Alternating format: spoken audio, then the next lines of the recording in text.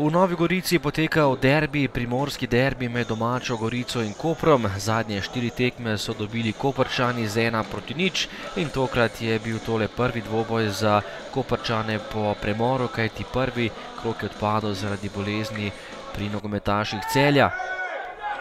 Prva akcija za nogometaše Kopra, pobegnil je Črnigoj, ki je takole prišel po levi strani v kazenski prostor Goričanov, podal pred vrata, Eno pa je žogo nespretno potisnil v lastno mrežo in Koprčani so takoj povedli z 1:0.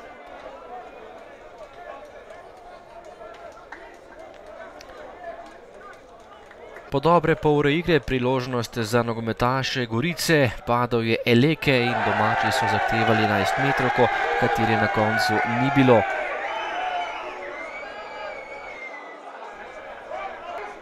Nevarni tudi Koprčani, poskušal je Štulac, ki je prišel do strela, priboril si prostor in to je bil strel z ogromne razdalje, nekaj malega dela za vratarja Galineta.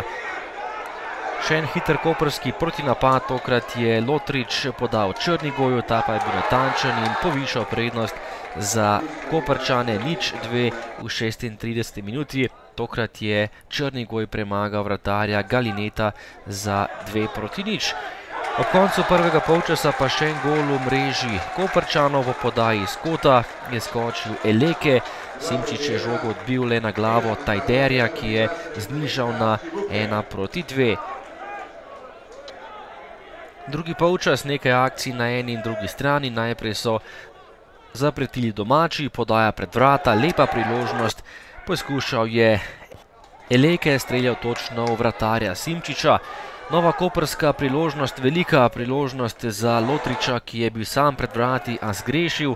Guberac je potem sijajno zaposlil Pučka, ki je še enkrat stekel sam proti golu, tudi tokrat pa je strel zgrešil goriška vrata.